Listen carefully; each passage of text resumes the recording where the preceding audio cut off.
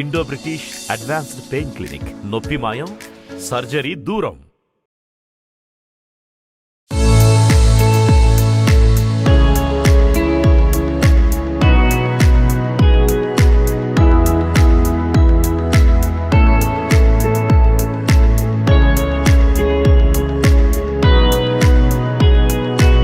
నమస్కారం, welcome to I dream. నేను మీ విజిత. ప్రస్తుతం మనతో పాటు ఉన్నారు Indo British advanced pain relief clinic నుంచి డాక్టర్ విజయ్ భాస్కర్ బండికట్ల గారు. ప్రస్తుత రోజుల్లో చూసుకుంటే చాలా మందిలో తలనొప్పి అనే సమస్య ఎక్కువగా కనిపిస్తుంది. దానికి రీజన్ ఏదైనా రకరకాలుగా ఇబ్బంది పడుతున్నారనే చెప్పొచ్చు. అసలు ఏంటి తలనొప్పి, ఎందుకు వస్తుంది, ఆ తలనొప్పిని మనం ఎలా కంట్రోల్ చేసుకోవచ్చు, దానికి సంబంధించిన అడ్వాన్స్డ్ ట్రీట్మెంట్స్ ఏ రకంగా ఉన్నాయి, ఇప్పుడు సార్తో మాట్లాడి తెలుసుకుందాం. నమస్తే సార్. నమస్తే ఐ డ్రీమ్ ప్రేక్షకులకి నమస్తే సార్. తలనొప్పి సార్ చిన్నపిల్లల్లో కూడా చూస్తున్నాం, పెద్దవాళ్ళలో కూడా చూస్తున్నాం, ప్రతి ఒక్కరిలో సీజనల్గా చూస్తున్నాం. కొంతమంది పొల్యూషన్లోకి వెళ్తే ఎక్కువగా వస్తుంది అంటుంటారు, కొంతమంది సమ్మర్లో, కొంతమంది వింటర్లో, రకరకాలుగా చెప్తుంటారు సార్. అసలు ఏదేమైనా తలనొప్పి ఎందుకు వస్తుంది సార్, దానికి సంబంధించిన ట్రీట్మెంట్స్ ఏ రకంగా ఉన్నాయి? తలనొప్పి అనేది ఒక పెద్ద తలనొప్పి, పేషెంట్కే కాదు డాక్టర్ కూడా చాలా పెద్ద తలనొప్పి అండి అది. అయితే ఎక్కడి నుంచి వస్తుంది నొప్పి అనేది, ఇప్పుడు తలలో చాలా కాంప్లెక్స్, తల అనేది ఎన్నో రకాల ప్లేసుల నుంచి రావచ్చు. అంటే అందరం భయపడేది తలనొప్పి రాగాలనే ఏంటి, బ్రెయిన్లో ఏమైనా క్యాన్సర్ వచ్చిందా, ట్యూమర్ పెరిగిందా, బ్రెయిన్ ట్యూమర్ అంటాము, ఇంకేదన్నా ప్రాబ్లమ్స్, పెద్ద ప్రాబ్లమ్స్ ఏమైనా ఉన్నాయా అనే దాని గురించి భయం ఉంటుంది. సో అయితే 99% అలాంటి ప్రాబ్లమ్స్ ఉండవు. ఇవి సాధారణ తలనొప్పులు ఎక్కువ ఉంటాయి. ఎక్కువ శాతం మందిలో వచ్చే నొప్పులు ఎలా ఉంటాయి, స్ట్రెస్ హెడేక్, నిద్ర సరిగ్గా పోలేదు, ఆందోళన చెందుతున్నాము, లేకపోతే ఇలాంటి రకరకాల కారణాల చేత చాలా వస్తాయి. సో ఇప్పుడు మనం చూస్తే గనక తలనొప్పి బ్రాడ్గా చెప్తే కొన్ని రకాలలో, కొన్ని తలలో అంటే మెదడు ఈ చుట్టుపక్కల భాగంలో వచ్చేది హెడేక్ అంటాం మనం, ఇంతవరకు వచ్చేవి. అలా కాకుండా కొంతమంది ముఖంలో నొప్పులు వస్తాయి, ఫేషియల్ పెయిన్స్ అంటాం వీటిని. ఇవి రెండో రకంలో. ఓకే, ఇది హెడేక్, ఫేషియల్ పెయిన్స్. కొద్ది మందిలో మెడనొప్పులు ఎక్కువైనప్పుడు ఈ మెడనొప్పి నిదానంగా తలకి పాకుతూ ఉంటుంది, ఇది సెర్వైకోజెనిక్ హెడేక్స్ అని అంటాము. సో ఇలాగా బ్రాడ్గా ఇప్పుడు నేను 3 చెప్పాను. ఇంకా కొంతమందిలో ఏమవుతాయి, ఈ ముఖంలో వచ్చే నొప్పులు ఏవైతే ఉంటాయో వీటితో పాటు వీళ్ళకి ముఖమంతా వేడిగా ఎర్రగా వాపులు వచ్చేసేసి కళ్ళల్లో నుంచి ముక్కులో నుంచి నీళ్లు కారిపోయి ఇలాంటివి వస్తాయి, ఒక పక్కన వస్తూ ఉంటాయి. ఓకే, వీటన్నిటిని ఆటోనామిక్ హెడేక్స్ అంటాము. ఓకే, ఆటోనామిక్ హెడేక్స్ అంటే ఏంటి అని అంటే, మనకి కొద్దిసార్లు మనం చూస్తూ ఉంటాం, చలిలోకి వెళ్ళినప్పుడు చేతులు తెల్లగా అయిపోతాయి, సడన్ గా అక్కడి నుంచి మళ్ళీ మనము లోపలికి వచ్చినప్పుడు ఏసీలో కూడా మనం చూస్తూ ఉంటాము. ఇది అంటే ఏంటి, రక్త ప్రసరణ అనేది మార్పులు చెందుతాయి. ఈ రక్త ప్రసరణలో మార్పులు చెందినప్పుడు మనకి ఆ చేతిలో తెల్లగా ఎర్రగా అవటము అనేది కొన్నిసార్లు బ్లూగా అయిపోతాయి చేతులు, రక్త ప్రసరణ తగ్గిపోయినప్పుడు, లేదా పెరుగుతున్నప్పుడు ఎర్రగా అవుతాయి, స్టేబుల్గా ఉన్నప్పుడు ఒక రకం. ఇలా రకరకాల మార్పులు మనం ఎలా అయితే చూస్తామో అదే రకమైన మార్పులు మన ముఖంలో కూడా చూస్తూ ఉంటాము. ఈ స్ట్రెస్ కానీ కొన్ని రకాల ఆహారాలు తీసుకున్నప్పుడు ఇలాంటివన్నిటి వల్ల కూడా మన తలనొప్పులు వస్తాయి. సింపుల్ చెప్పాలంటే, ఇప్పుడు మనం హెడేక్ గురించి మీరు ఇందాక అడిగారు. హెడేక్ కామన్గా వచ్చేది ఒకటి, నిద్ర లేని, సరిగ్గా నిద్రపోవట్లేదు, బాగా స్ట్రెస్ పడిపోతున్నారు పిల్లలు పరీక్షల టైంలో. కామన్గా జరిగేది వాళ్ళ మీద మనం ప్రెషర్ పెట్టం కానీ, లేదా వాళ్ళకి సరిగ్గా ర్యాంకులు రావమని వాళ్ళు ప్రెషర్ పట్టం కానీ, ఇలాంటివి జరిగినప్పుడు ఏమవుతాయి, ఒక రకమైన ఆందోళన అనేది చెందుతున్నప్పుడు వీళ్ళకి సింపాథెటిక్ స్టిమ్యులేషన్ అని అంటారు బాడీలో. అంటే మనము ఒక చాలా పెద్ద పని పెట్టుకొని చాలా యాంగ్జైటీ తోటి మనం ఉన్నప్పుడు మన హార్ట్ రేట్ పెరిగిపోతూ ఉంటుంది, గుండె చాలా ఫాస్ట్గా కొట్టుకుంటుంది, నాకు బీపీ పెరిగిపోయింది అని అంటాము, ఆ బీపీలు పెరిగిపోతాయి, షుగర్లు పెరిగిపోతాయి. ఇవన్నీ ఎప్పుడు జరుగుతాయంటే ఆందోళన అనేది మనలో పెరుగుతున్నప్పుడు ఇవన్నీ జరుగుతూ ఉంటాయి. ఈ జరిగేవి ఏవైతే ఉన్నాయో ఇలాంటివే స్ట్రెస్ జరిగినప్పుడు కూడా మన బ్రెయిన్లో కూడా జరుగుతూ ఉంటాయి మార్పులన్నీ. ఈ మార్పులు జరిగినప్పుడు ఏమవుతూ ఉంటాయి, ఇది బ్రెయిన్కి వెళ్ళే రక్త ప్రసరణని మార్చేస్తాయి. దీనివల్ల స్ట్రెస్ హెడేక్ వస్తుంది, నిద్ర సరిగ్గా పోవట్లేదు వీళ్ళు, ఆ మార్పులు మళ్ళీ పెరిగిపోతాయి. కొంతమందిలో మైగ్రెయిన్ అనేది వస్తూ ఉంటుంది. దానివల్ల ఏమవుతుంది, లోపల జరిగే కొన్ని బ్లడ్ సర్క్యులేషన్లో మార్పులు వస్తాయి, కొంత నరాల్లో కూడా కొంత మార్పు వచ్చేస్తుంది, దాన్ని మైగ్రెయిన్ అని అంటూ ఉంటాము. ఈ టైప్ ఆఫ్ ప్రాబ్లమ్స్ కేవలం స్ట్రెస్ వల్లే కాదు, శరీరంలో ఉన్న హార్మోనల్ చేంజెస్ జరుగుతూ ఉంటాయి. మన శరీరంలో ఎప్పుడైతే కామన్గా జరిగేది వీళ్ళల్లో ఎప్పుడైతే లేడీస్లో మెన్స్ట్రువల్ సైకిల్ నెలసరి అనేది వచ్చినప్పుడు దానికి అనుగుణంగా వచ్చే హార్మోనల్ మార్పులు ఏవైతే ఉంటాయో హార్మోన్ మార్పులు వెంటనే హెడేక్ ఇస్తూ ఉంటుంది. పాపం చాలా మంది ఆడపిల్లలు చెప్తా ఉంటారు, ఇది వచ్చింది, తలనొప్పి పెరిగిపోయింది, నేను పని చేయలేకపోతున్నాను. సో వాళ్ళకి వెంటనే ఇక్కడ నెలసరి దగ్గర ఏమన్నా ప్రాబ్లం అవుతా ఉందా, అక్కడి నుంచి వచ్చేది దాన్ని కంట్రోల్ చేసుకుంటే ఆ హెడేక్లు తగ్గుతాయి. ఇంకా కొద్దిమందికి పలానా ఆహారం తింటే వస్తాయి. మిడిల్ ఏజ్ లేడీస్లో చాలా మందిలో మనం చాక్లెట్ తింటే పాపం చాక్లెట్ తిన్నా, కొన్నిసార్లు అరటి పండ్లు, స్ట్రాబెర్రీస్, కొంతమందికి ఈవెన్ పన్నీరు, చీజు లేక పాలు పెరుగుల్లో కూడా మీకు ఈ నొప్పులు రావటం చూస్తూ ఉంటాము. దీనికి మనం ఏం చేస్తూ ఉంటామో వీళ్ళకి ఒక పెయిన్ డైరీ మెయింటైన్ చేస్తాము. ఏది తిన్నప్పుడు ఎంత నొప్పి వస్తూ ఉంది అనేది ఒక డైరీ మెయింటైన్ చేసినప్పుడు వాళ్ళ దినచర్య ఎలాగైతే ఉంటుందో దాన్ని బట్టి ఇవన్నిటిని కనుక్కొని అది మనం తీసుకొని ఐడెంటిఫై చేస్తాం. పోలీస్ ఇన్వెస్టిగేషన్ లాగానే ఒక ఇన్వెస్టిగేషన్ చేస్తే అందులో నుంచి ఎక్కువ భాగం మీరు పలానా ఐటమ్ తిన్నప్పుడు మీకు నొప్పి వస్తూ ఉంది అనేది మనం కనుక్కుంటే కనుక దాన్ని మనం తగ్గిస్తే మనకి పెయిన్ రిలీఫ్ అనేది, హెడేక్ అనేది, రిలీఫ్ అనేది కనుక్కోగలుగుతుంది చాలా తేలిగ్గా. మందులతోటి పెద్దగా సంబంధం లేకుండా ఈ డ్రగ్కి మీకు ఎలర్జీ ఉంది, దానివల్ల హెడేక్ వస్తుందని కనుక్కోవచ్చు. అది స్కిప్ చేసేయాల్సిందేనా సార్? అట్లా అంతే, అప్పుడు మనము స్కిప్ చేయడానికి అవకాశం దొరుకుతుంది. కరెక్ట్. అదే. సో ఇట్లాగా అవి హెడేక్స్ అన్నమాట. అందులో ఇంకా చాలా ఉంటాయి. కొంతమందికి చల్లటి నీళ్లు తాగాలనే పట్టేస్తుంది తలకి, అది అలా పట్టుతూ ఉంటాయి. సో అట్లాంటప్పుడు అవి కొంచెం అవాయిడ్ చేసుకోవటము, మరీ అంత టూ మచ్ కోల్డ్ తీసుకోకుండా మేనేజ్ చేసుకోవటము, ఇలాగ రకరకాల కాజెస్ ఉంటాయి. కొంతమందికి హెడ్ ఇంజురీస్ జరిగిన వాళ్ళకి, నేను ఇందాక చెప్పినట్లు ట్యూమర్లు ఉండే వాళ్ళకి, ఇలాంటి వాళ్ళకి కొన్ని రకాల హెడేక్లు ఉంటాయి. ఇంకొక రకం హెడేక్ నేను చెప్పాను మీకు ఇందాక, ఫేషియల్ పెయిన్స్ ఉంటాయి. ఫేషియల్ పెయిన్స్ అంటే ఏంటి అంటే కనుక, ఇప్పుడు మనకి ఈ ముఖం ఏదైతే ఉందో దీనిలో మనకి స్పర్శ తెలిసే నరము బ్రెయిన్ అడుగు నుంచి బయటకు వస్తుంది. ఈ వచ్చిన నరం ఏదైతే వస్తుందో అది 3 భాగాలుగా అది డివైడ్ అవుతుంది. ఈ 3 బ్రాంచుల్లో ఏవైతే ఉన్నాయో ఒకటి పైకి వెళ్తుంది, ఒకటి మధ్యలోకి వస్తుంది, ఒకటి కిందకి వెళ్తూ ఉంటుంది. అవన్నీ మళ్ళీ చిన్న చిన్న బ్రాంచెస్ అయిపోతాయి. అవన్నీ మన ఫేస్లో ఉంటా ఉంటాయి. వీటిలో ఈ నరము బ్రెయిన్ దగ్గర నుంచి బయటికి వచ్చే క్రమంలో ఎక్కడ చిన్న షార్ట్ సర్క్యూట్ లాగా అయినా కానీ చాలా పెద్ద పెయిన్స్ వస్తాయి. దీన్ని ట్రైజెమినల్ పెయిన్స్ అంటాం అనమాట. ఇది ఫేషియల్ పెయిన్స్ అంటాం, వీటిని ట్రైజెమినల్ పెయిన్స్ అంటాము. ఈ షార్ట్ సర్క్యూట్ ఏదైతే అయిందో ఇది పాపం ఎంత క్లిష్టమైన నొప్పి ఉంటుందంటే అందులో ఒకటి ట్రైజెమినల్ న్యూరాలజియా అంటాం. ఇందులో అది వచ్చిన వాళ్ళు దాదాపు ఒక 1,00,000 మందిలో ఒకళ్ళకి వస్తుంది. అది కానీ అది వచ్చినప్పుడు మాత్రము దానికి ఇంకొక పేరు ఏంటంటే సూయిసైడ్ డిజీజ్. ఆత్మహత్య చేసుకోవటానికి చాలా ఎక్కువగా దాన్ని పుష్ చేసే ఒక జబ్బు అనమాట అది. అంటే ఇంకా వాళ్ళకి జీవితంలో 24 hours ఆ నొప్పి ఎప్పుడు వస్తుందా అని దాన్ని ఆలోచించుకుంటూ బ్రతికేస్తారు.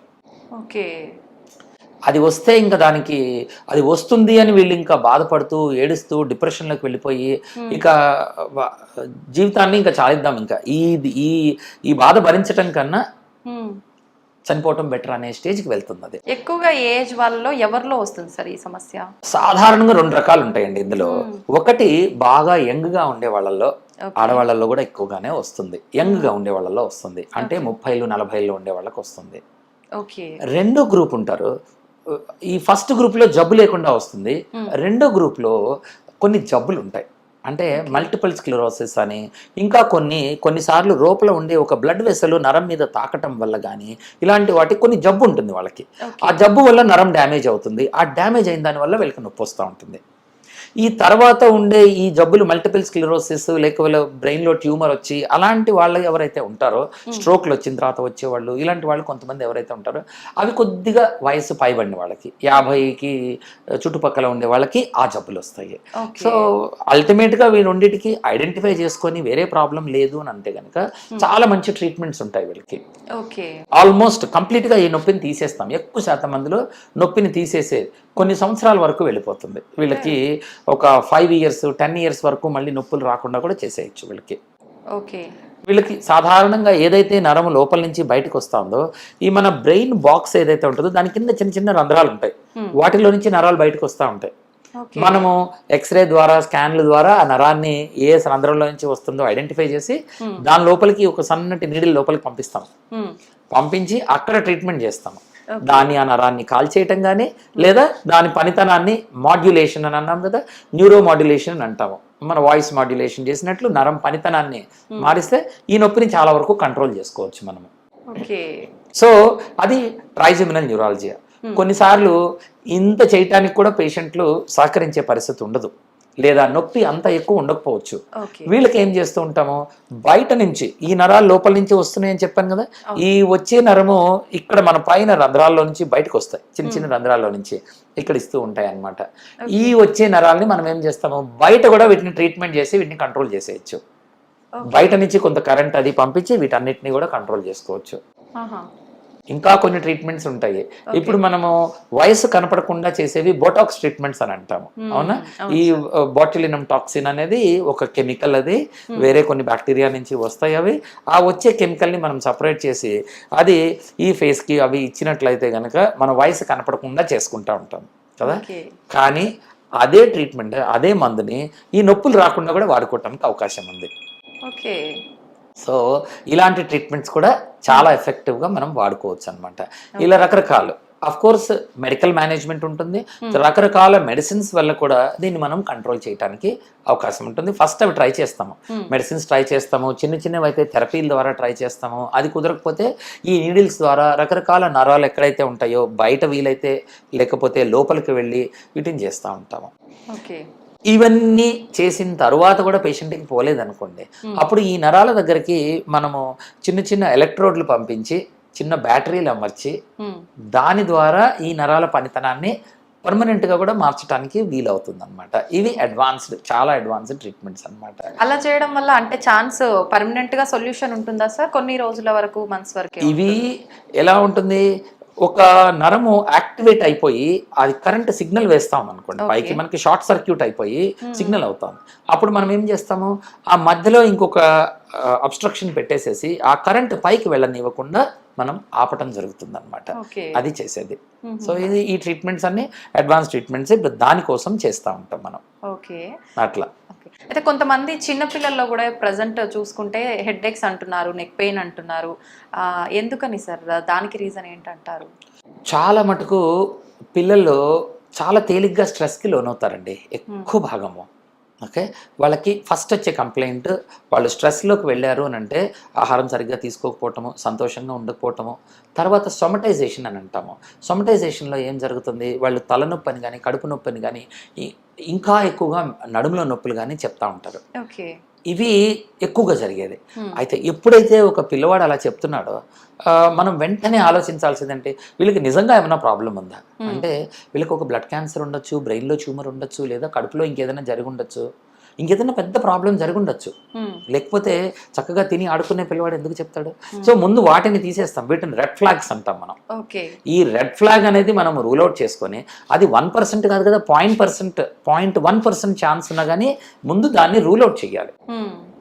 అది రూల్ అవుట్ చేసుకున్న తర్వాత అవి ఏవి కనపడలేదు, అన్నీ బాగున్నాయి అని అనుకుంటే ఎస్, ఈ బాబుకి కొద్దిగా సొమటైజేషన్ ఉంది, లేదా స్ట్రెస్కు లోన్ అవుతున్నాడు, వాటిని తీయాలి. ఇప్పుడు అందరి పిల్లలు ఒకలాగా చదవరు, అందరి పిల్లలు ఒకలాగా ఆడరు. కానీ పేరెంట్స్కి కాంపిటీషన్ ఉండొచ్చు, వాళ్ళ అబ్బాయి బాగా చదువుతున్నాడు, మా అమ్మాయి సరిగ్గా చదవట్లేదు అని వీళ్ళ మీద ప్రెషర్ బిల్డప్ చేయకూడదు మనము. సో నిదానంగా అవి కొద్దిగా మనం మార్పులు చేసుకుంటే అవుతాయి.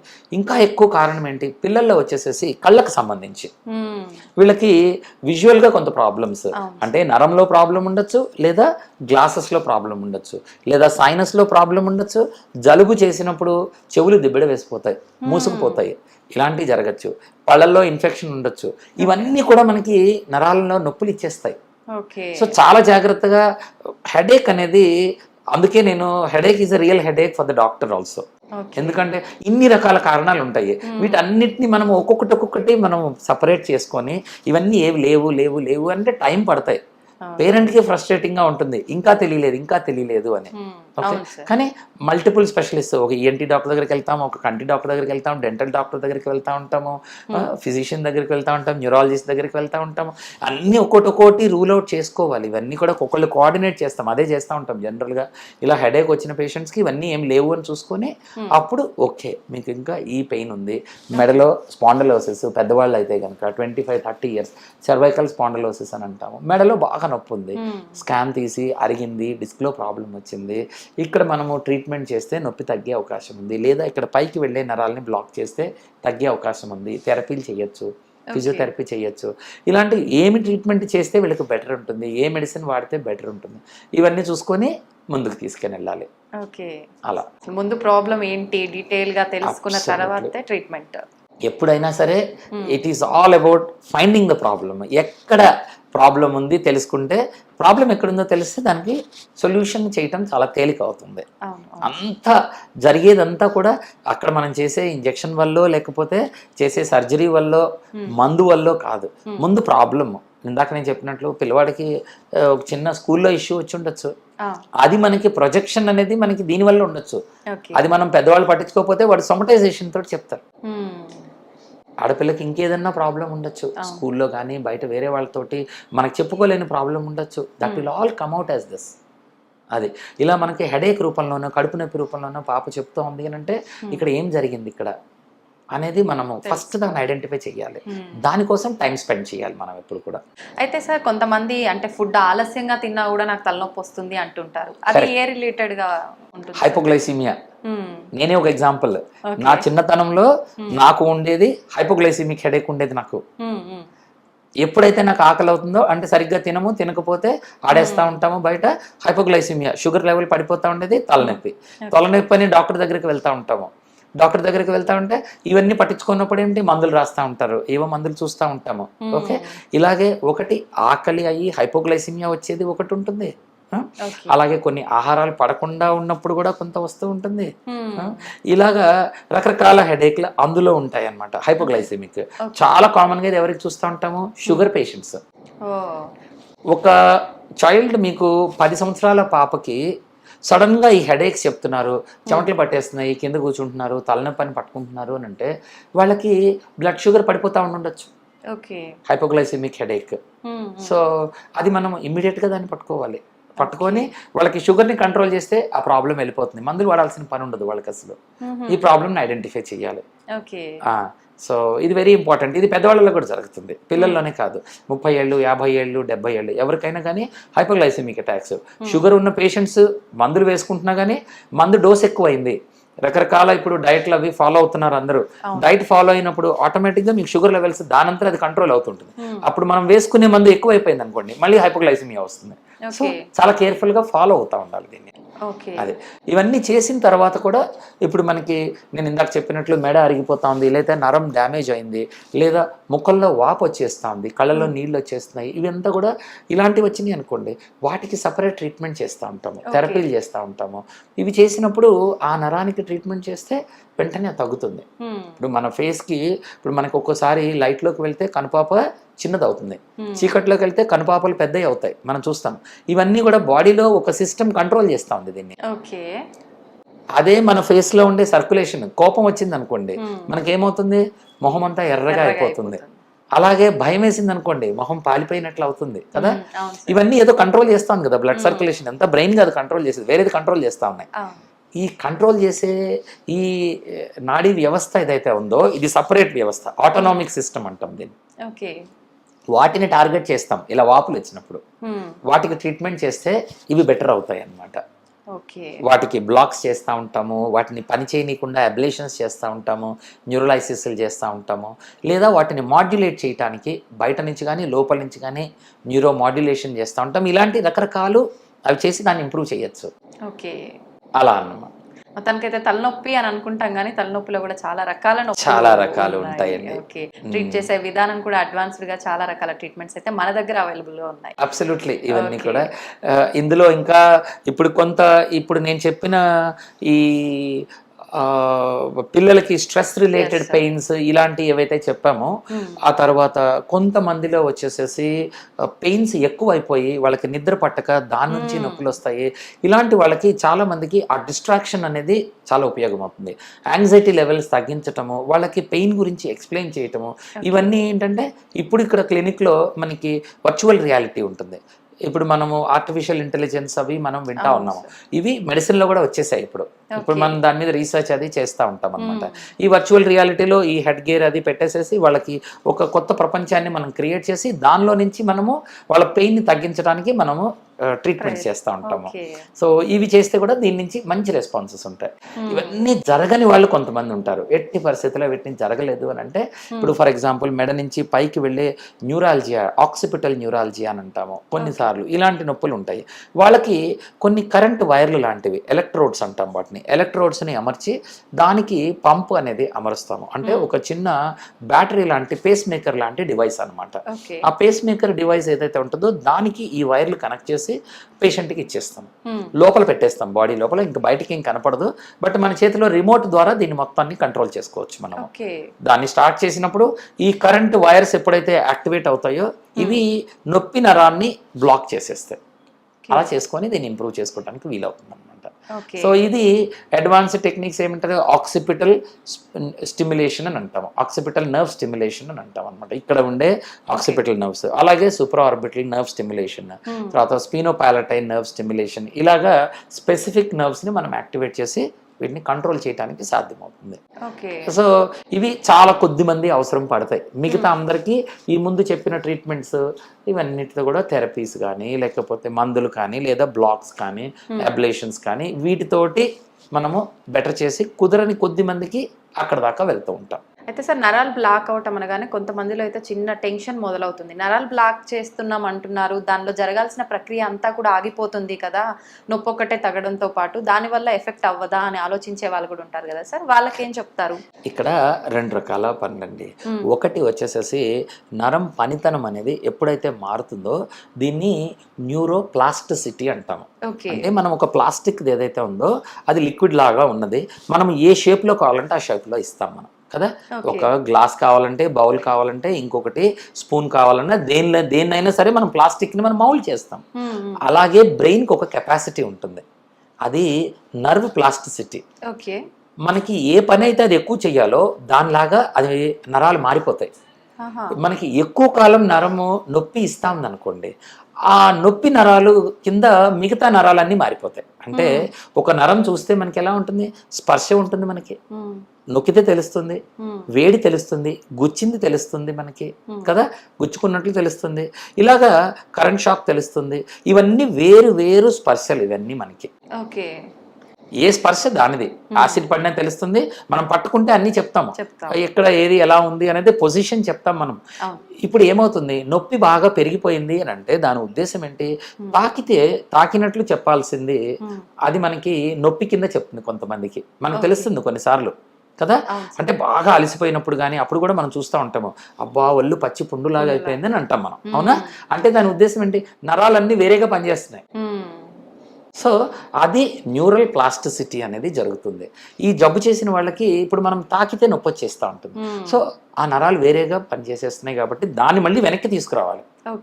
అప్పుడు మనము ఏం చేస్తుంటాము, కామన్గా మన ఫోన్ కానీ మన మొబైల్ కంప్యూటర్ కానీ పని చేయలేదు, గ్లిచ్లు ఇస్తూ ఉంది, ఫ్రీజ్ అయిపోయింది, ఏం చేస్తాం మనం అప్పుడు, స్విచ్ ఆఫ్ చేసి రీస్టార్ట్ చేస్తాం, దాన్ని రీబూటింగ్ అంటాము.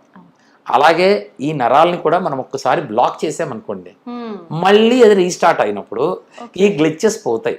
ఇవన్నీ కూడా ఎలక్ట్రికల్ వైర్ లానే ఉంటాయి కాబట్టి అది రీబూట్ చేసినట్లు మళ్ళీ సెట్ అవుతూ ఉంటాయి. చాలా మటుకు దీనివల్ల జరిగిపోతాయి. కొన్నిసార్లు మనం రీబూట్ చేసినా అది పని జరగదు.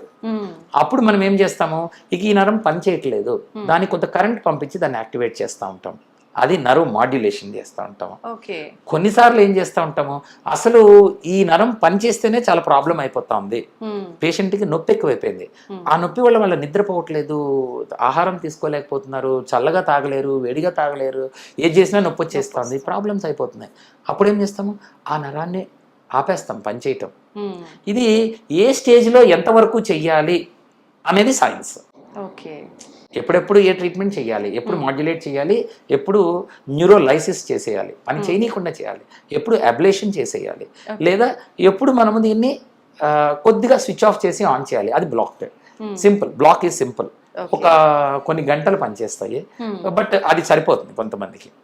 కొంతమంది కొద్దిగా స్టెరాయిడ్ చేస్తాము, కొంతమందికి నర్వ్ మాడ్యులేషన్ చేస్తాం. అలా ఎవరెవరికి ఎంతెంత చెయ్యాలి అనేది మనం ఆ పేషెంట్ని బట్టి, వాళ్ళ ఏజ్ని బట్టి, వాళ్ళ ప్రాబ్లమ్ని బట్టి, మనం ట్రై చేసిన వాటిని బట్టి, వీటన్నిటిని బట్టి డిసైడ్ చేస్తూ ఉంటాం. ఓకే, ఎటువంటి అపోహలు ఏం పెట్టుకోవద్దు, అయితే పర్లేదు, ఈ ట్రీట్మెంట్కి వెళ్ళొచ్చు అంటారు సార్ అయితే. Okay sir, thank you sir, thank you very much. నమస్తే అమ్మా.